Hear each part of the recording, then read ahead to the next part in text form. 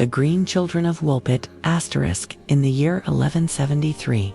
During the golden harvest weeks, when the Suffolk fields were heavy with wheat and barley, something impossible emerged from the earth. The village was called Woolpit. The name itself tells you something about the place. A settlement built around deep pits dug into the ground to trap wolves. These weren't simple holes, sometimes 20 meters deep, camouflaged with branches and leaves. They were carefully constructed traps to catch predators that threatened both livestock and children. On one of the hottest days of summer, the reapers were working in the fields that day. The sun was blazing overhead. The air was shimmering with heat. And then, near the old wolf pits, at the edge of the village, they saw them. 2 children. A boy and a girl. Siblings, judging by the way they clung to each other. Their skin was green, not pale from illness, not darkened with dirt or strange dust, green, the color of young leaves opening in spring, the color of moss growing in deep forest, the color of things that grow in darkness, away from the sun. The reapers stopped their work. Scythes hung suspended in the air. No one moved. No one spoke, because in medieval England, in the 12th century, in a world where everyone knew their place in God's grand plan, these children had no place at all. Let me take you into that world for a moment. Let me help you feel what the people of Woolpit felt. Imagine spending your entire life in a village of perhaps 200 people. You know every face. You know every family going back 3 generations. You've never traveled more than 10 miles from where you were born. The world beyond your village is mostly stories told by the occasional traveling merchant or pilgrim. Your life is governed by the rhythm of the seasons, by church bells, by the demands of the fields. You plant crops in spring, harvest in autumn. You pray according to the calendar of saints. You believe in angels and devils, in heaven and hell, in a divine order that places everything, every creature, every person, every stone in its proper hierarchy. And then on an August afternoon, 2 children with green skin emerged from a hole in the ground. The reapers approached cautiously. The children backed away and made sounds, not quite words, but something that could be language. Their eyes were wide, pupils dilated despite the bright sunlight, as if they'd never seen such brilliance before. Their clothing was of a type the villagers had never seen before. The accounts note that the fabric was strangely woven, unfamiliar. Not the commonly used wool, nor linen. Something else. The boy appeared to be 7 or 8 years old. The girl was older, perhaps 10 or 11. They held each other's hands so tightly that their knuckles were white, or, rather, as white as green knuckles could be. The harvesters sent for Sir Richard de Cologne, the lord of the manor at Wykes. He was an educated man by the standards of his time. He had been in wars. He had traveled to London. He had heard many strange stories, but nothing had prepared him for this. Sir Richard ordered the children brought to his own house. In medieval society, this was both an act of charity and curiosity. These weren't ordinary vagrants or orphans. This was an unprecedented situation. Something that needed to be investigated. The first challenge was food. The household prepared a meal: bread, cheese, some roasted meat, beer. A common meal in a knight's household. The children looked at the food with what can only be described as The girl reached out and touched the bread, examining it as if she'd never seen such a thing before. The boy refused to even approach the table. They tried different foods: porridge, eggs, fruit. The children became increasingly distressed, making sounds in their unknown language, gesturing wildly. They grew paler, or rather, their greenish pallor diminished somewhat, taking on a sickly quality. For 3 days, they ate nothing. The household began to worry. Whatever these children were, they were clearly suffering. The boy especially was growing thinner, weaker, more listless. And then, on the 4th day, someone thought to bring them fresh vegetables from the garden. They weren't prepared in any way, just stalks pulled from the ground. The children ignored them. But then, as an afterthought, one of the servants brought raw beanstalks from the field's long green pods, abundant in a Suffolk summer. The reaction was immediate and startling. The children attacked the bean plants with practiced, skilled movements. The girl's fingers found the seam of a bean pod and with a quick, precise motion, split it open. She extracted the beans inside and ate them raw, barely chewing. The boy did the same, stuffing green beans into his mouth with both hands. They ate until the entire basket was empty. They searched for more.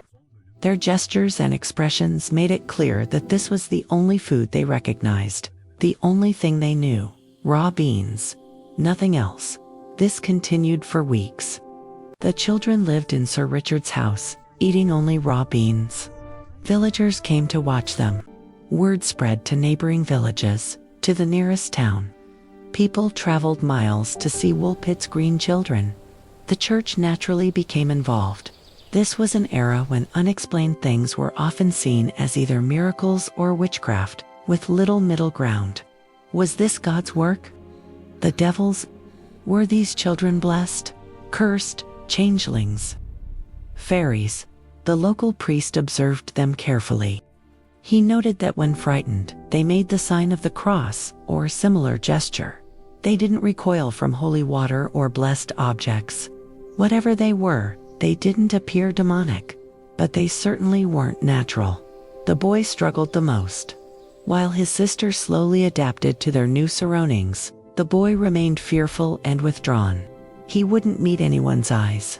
He would curl up in corners for hours, making soft sounds in that language no one understood. He grew thinner and thinner. The green of his skin took on a grayish tone. Despite eating beans, despite being sheltered and cared for, something inside him was dying, in a sorrowful tone before the year turned. Before harvest gave way to winter, the boy died. The accounts don't give details of his death. They simply note that he weakened, faded, and passed away. Though it was unclear what he was buried in the churchyard at Woolpit, with Christian rites performed. His sister was present at the funeral. Witnesses recorded that she wept, but made no sound. Her grief was silent, complete, and somehow more terrible for that silence. She had lost her brother. She had lost her home, wherever it was. She had lost her language. She had lost everything, except her life. She somehow managed to preserve it. But extraordinary things began to happen to the girl. Slowly, at first almost imperceptibly, she began to change. It all started with food. Perhaps a month after her brother's death, she accepted a piece of bread. Not willingly, hesitantly, examining it carefully first. But she ate it. The next day she accepted cheese. Then cooked vegetables. Then, gradually, she transitioned to the normal diet of a medieval English household. As her eating habits changed, so did her appearance. The green color in her skin began to fade. Not suddenly, not abruptly, but week by week, month by month, that vivid green that made her completely foreign began to slowly disappear. It was as if the English sun, English food, English air were slowly transforming her into one of them. Within a year, her skin had returned to nearly normal. Some sources say she retained a slight greenish tint, especially in certain light, while others claim she became completely indistinguishable from other Suffolk girls her age. But the most remarkable change was yet to come. She learned to speak English. Think about what that means. This child had arrived speaking a language that resembled neither English, nor French, nor Latin, nor any other language known in medieval Suffolk. No one could recognize a single word of it. This wasn't a matter of dialect or accent, it was a completely foreign language, yet completely immersed in English. Hearing it spoken around her every day, she began to acquire it. First, simple words, bread, water, yes, no. Then phrases. Then sentences. The household must have worked with her consciously, pointing to objects and saying their names, just as you would teach a very young child. But she wasn't a young child by this time. She was perhaps 11 or 12 years old. Old enough to speak her native language fluently.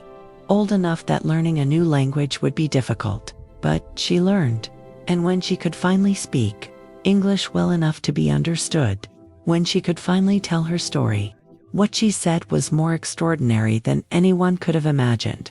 She said she came from a land where the sun never rose, not a dark land, she insisted. Not night, but a place of perpetual twilight, a dim, constant, never changing, never brightening, never fading light. A land where you could see, but only softly, only gently. As if looking at the world through a veil, she called it the land of St. Martin. According to her, she and her brother had lived in this place with their father.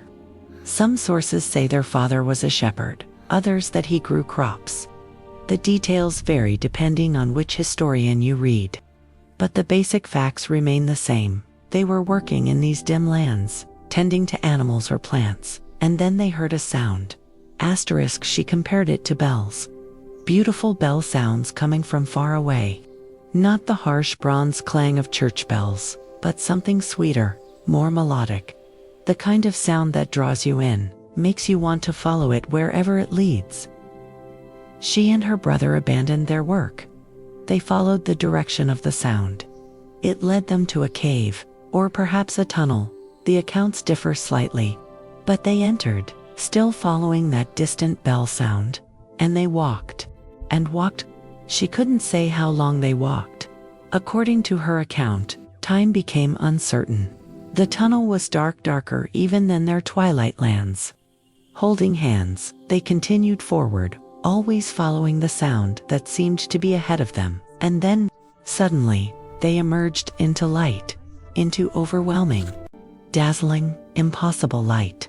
Imagine living your entire life in twilight. Never seeing the sun. Never experiencing the full brilliance of a summer day. And then, suddenly, finding yourself in the English countryside in all the glory of midday. She said they were nearly blinded, staggering, crying out in their own language. They closed their eyes. Everything was so bright, so colorful, so vivid. The sky was a blue they'd never seen before. The grass was a green that hurt to look at. The sun, that terrible, burning sun, was something that shouldn't exist. They panicked. They tried to find their way back to the tunnel, the cave, their dim and incomprehensible world. But they couldn't find it. We searched frantically, the girl said. We looked everywhere. But the entrance we'd come through had disappeared. Or perhaps, in our confusion and the overwhelming brightness, we couldn't recognize it. We couldn't find it. And then the reapers found them, near the wolf pits. 2 green children crying in a language no one understood. This is where the story moves beyond folklore. Because it was written down, recorded, documented by serious historians of the Middle Ages. 2 people in particular preserved this account. Ralph of Coggeshall and William of Newburgh. Both were educated clergymen. Both were rigorous historians by the standards of their time. Both treated this story not as a legend or fairy tale, but as a real event that had occurred. Ralph of Coggeshall was a learned abbot who wrote comprehensive chronicles of events in England. He recorded the story of the Green Children as a genuine event that needed to be explained within the natural order of God's creation. William of Newburgh was even more cautious. He was known for his skeptical approach to fantastic claims. He openly criticized Geoffrey of Monmouth's History of the Kings of Britain as fiction and fabrication. He didn't accept every wild story he heard, but he accepted this one. He wrote, "I have long hesitated to believe this. But eventually I was so overwhelmed by the weight of evidence that I was compelled to believe and marvel at something I cannot grasp or resolve with my mind's power." So what were they? If we assume the basic facts are true, that 2 children of unusual appearance arrived speaking an unknown language and told this story, what could the explanation be? Let's examine the theories that have emerged over 8 centuries. The underground theory, the most literal interpretation of the girl's story, is this: they came from underground, from a vast network of caves or tunnels where people had lived for generations in darkness. Britain, especially East Anglia, is full of underground spaces. At Grimes Graves, very close to Woolpit, there are Neolithic flint mines. These mines descend deep into the earth with galleries extending in every direction. Some have never been fully explored, Throughout England there are legends of hidden underground passages, ancient tunnels connecting religious sites, subterranean paths known only to a few. Could a community survive underground? Could they adapt to a lightless existence over generations? The problem is biological. Humans can't photosynthesize. We can't produce our own food with minimal light, like plants. An underground community would need food sources, perhaps mushrooms or animals that could survive in caves. But these would need to be managed, cultivated, sustained. And what about the green skin? How could darkness produce green skin? It doesn't. Darkness causes pallor, lack of melanin. People living without sunlight don't turn green, they blanch. Even animals that evolved in caves, blind fish, pale salamanders, lose their pigmentation. They don't become green, unless some have suggested that a diet consisting entirely of certain plants could, over time, create a greenish tint in the skin. Certain medical conditions like chlorosis can cause a slight greenish pallor, but these are associated with anemia and poor health, not the healthy appearance the children initially displayed. There's another problem. Why only beans? If they came from a sophisticated underground community capable of farming in darkness, why would they only recognize one specific type of food? Wouldn't they have a diverse diet adapted to their environment? The underground theory is romantic. It appeals to our fascination with hidden worlds, the idea that entire civilizations could exist right beneath our feet, but it doesn't fully explain the facts. This is the modern, scientific explanation.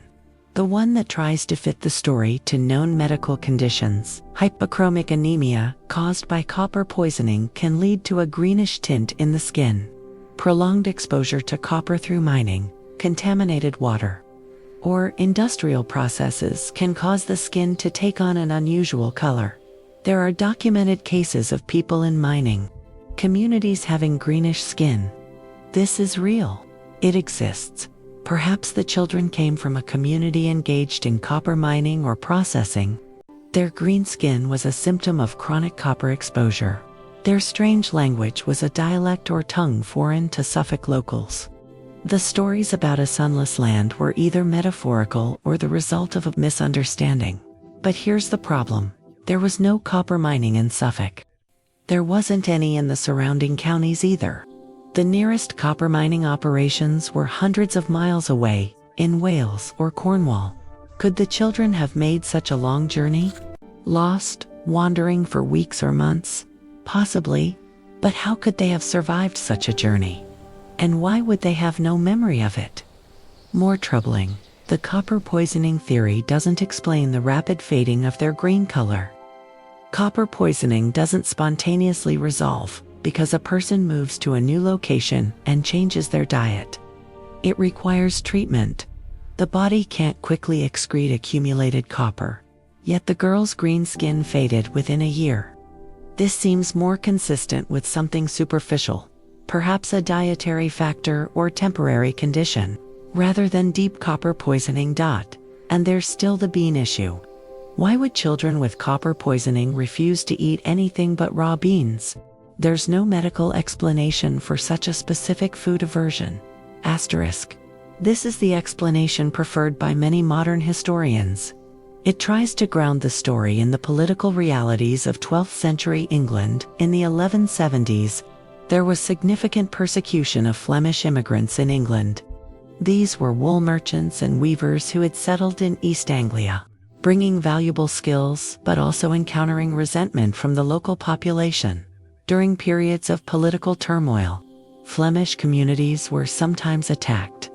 Families were displaced. Children were orphaned. According to the theory, the green-skinned children were Flemish orphans, fleeing persecution. They were suffering from malnutrition, which combined with consumption of certain plants or grains, may have led to a greenish skin tone. Their strange language was Middle Flemish, incomprehensible to Suffolk farmers. The stories about a twilight land, a child's confused memory of the dense Thetford forest, where even at midday the tree canopy created constant shade. The forest was vast, dark, and to a child might have seemed like a place where the sun never shone.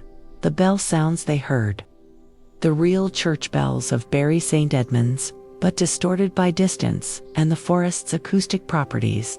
In this interpretation, the children were simply lost, traumatized, suffering from malnutrition, and unable to communicate.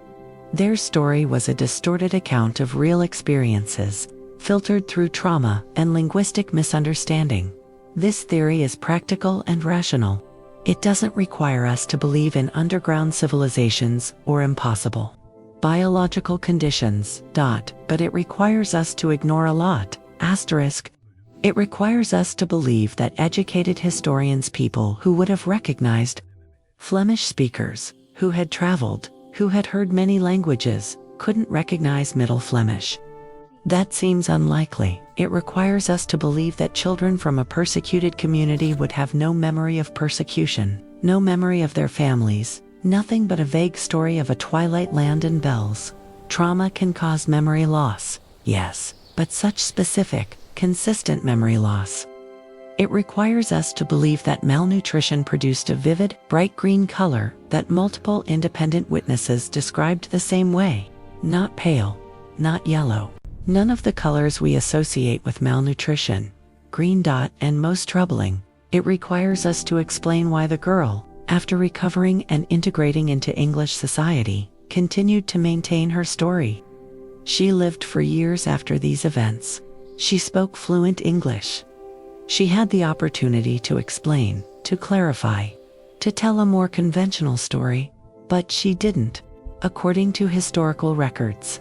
Throughout her life, she claimed to come from the land of St. Martin, a place where the sun never rose. What troubles me most about this story isn't the question of where they came from, it's what happened to the girl afterward. According to accounts, her name became Agnes, perhaps Agnes Barr, though this detail is uncertain. She lived in Woolpit for at least several years.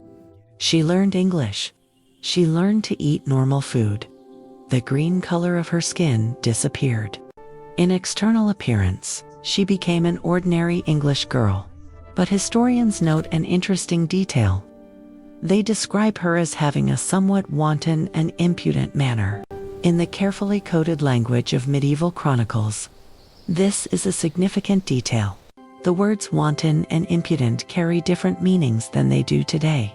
While often interpreted as sexual impropriety in modern times, in the Middle Ages, these words described someone who didn't respect social hierarchies, who spoke too freely, who didn't know their place. In other words, someone who remained fundamentally foreign. Think about what that means. This girl had crossed from one world, whatever world that was, into medieval England. She had learned the language. She had adopted the customs. She had done everything necessary to survive and integrate into society, but she couldn't fully assimilate. There was something that remained different about her. Something that made her not quite English, not quite proper, not quite right. According to some sources, she eventually married a man from King's Lynn, a port town about 30 miles from Woolpit. King's Lynn was cosmopolitan by medieval standards, a trading port where ships came from across the North Sea, where foreign languages were heard on the docks, where strange and unusual things were more easily accepted. Perhaps she found a place for herself there.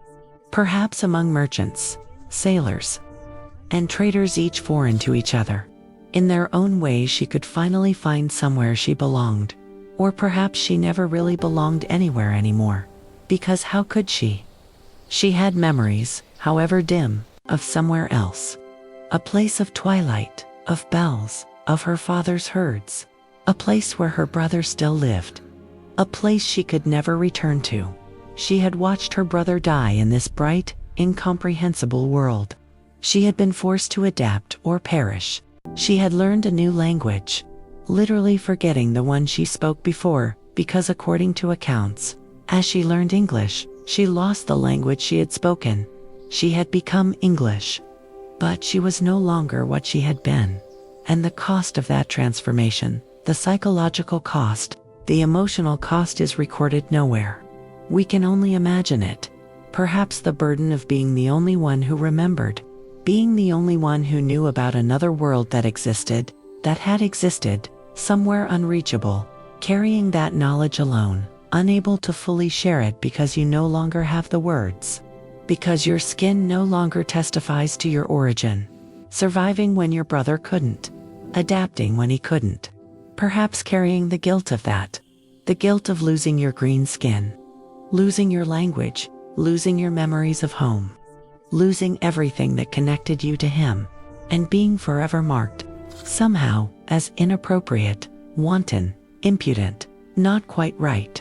Because once you've come from two worlds, you never fully belong to either. In recent years, there have been attempts to analyze this story using modern medical and scientific knowledge. One interesting study examined possible dietary causes of green skin pigmentation. Researchers noted that excessive consumption of certain vegetables, particularly those rich in chlorophyll, can, in rare cases, give skin a temporary greenish tint. This is especially seen in people with certain metabolic disorders. Could the children's diet have been so dominated by green plants that their skin took on a chlorophyll-like color? And as their eating habits changed, could this color have faded? Possible. Barely possible. But it would require such an extreme restrictive diet that it's hard to imagine any human community sustaining it. Another analysis looked at the linguistic aspect.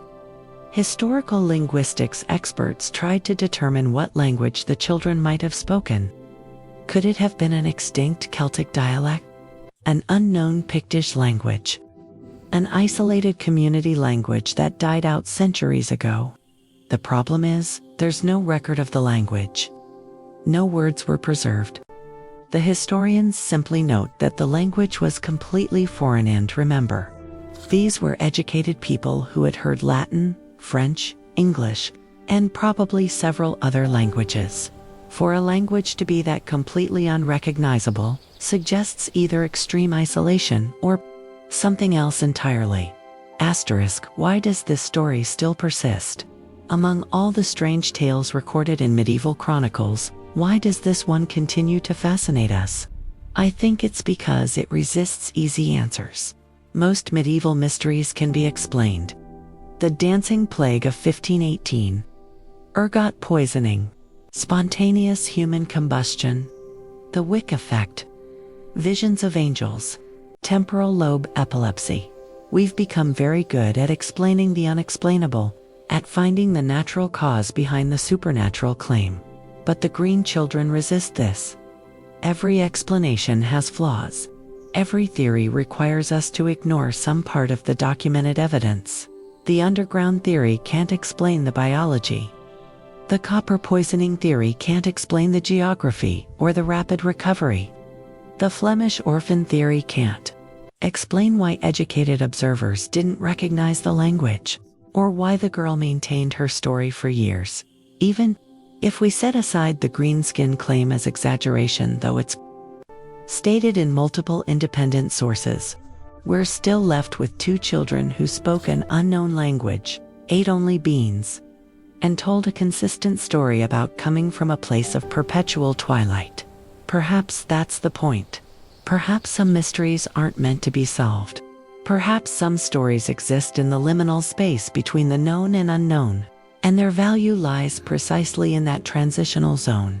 The green children stand at a boundary between history and legend, between fact and folklore, between natural and supernatural. They're documented enough to be taken seriously, but strange enough to defy explanation. They remind us that the world is larger and stranger than we think. That there are experiences that don't fit our categories. That truth is sometimes more mysterious than fiction. If you visit Woolpit today, you can stand where the children emerged. Or approximately. The exact location of the wolf pits is no longer known. They were filled in centuries ago. But you can walk in the fields where the reapers were working that August day in 1173. You can stand in the church where the boy was probably buried. You can see the same Suffolk landscape that children saw softer now, more cultivated, but essentially unchanged with its rolling fields and scattered woods. The village is quiet. Perhaps 200 people still live there, just as in the 12th century. Life moves slowly. The past feels very close, and if you close your eyes, you can almost hear them. Those distant bell sounds, beautiful bell sounds from far away. They're calling, always calling, but no one else came after them. No one else emerged from the earth with leaf-colored skin. Speaking the language of twilight, dust, Agnes and her brother, once.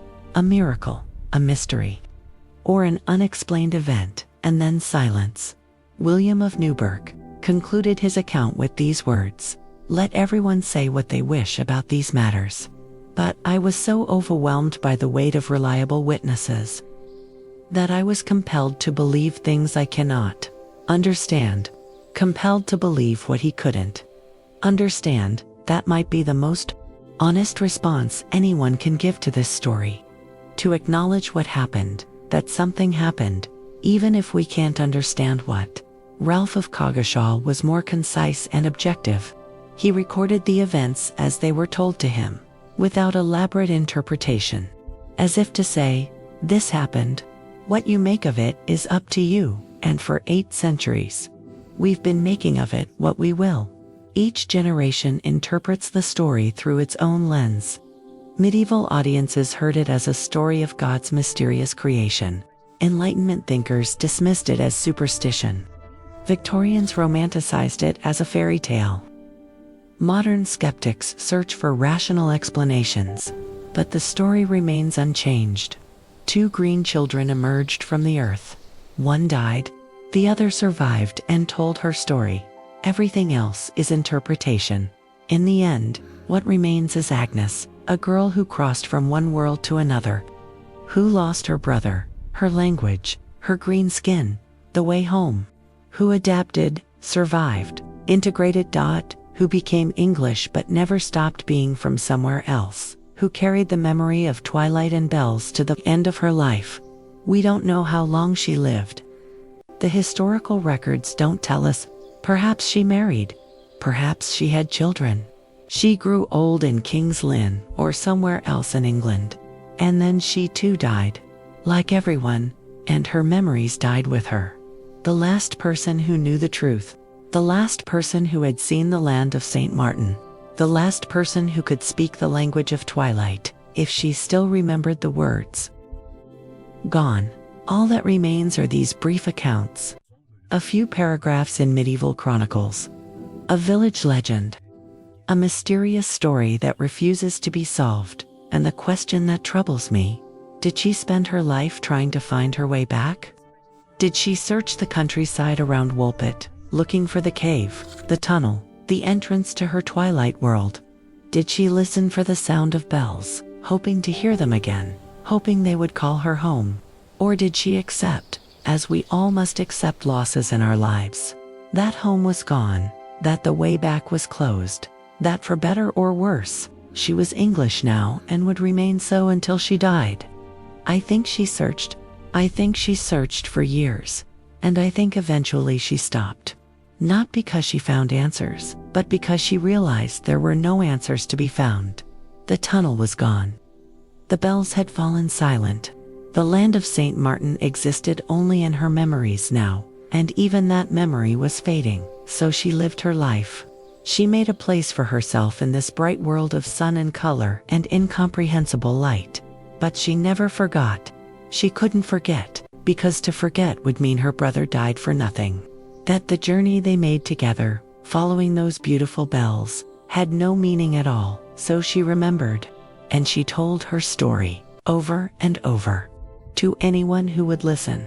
And because she told it, because historians wrote it down, because the story passed from generation to generation, we remember too. The wolf pits of Woolpit are gone now. Filled in, overgrown with grass, forgotten by everyone except historians and those interested in such things. But the story still stands. The mystery still unsolved. On a summer day in 1173, 2 green children emerged from the earth. They spoke a language no one knew. They came from a twilight land where bells rang and the sun never shone. One died. One lived. One forgot. One remembered. And perhaps, in an impossible place we cannot reach, the bells are still ringing.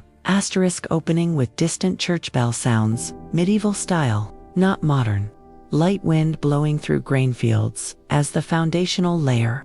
Very occasionally the creak of old wood or rope evoking wolf traps. Medieval architecture, closing parenthesis, no music for the first 5 minutes. Let the mystery carry the sound. Starting from the transformation section, add soft, minimal medieval instruments. Perhaps a single drone note played on a hurdy-gurdy or medieval fiddle. The bells should be a recurring motif. Distant, slightly eerie, ends with the bell sounds gradually fading, followed by complete silence.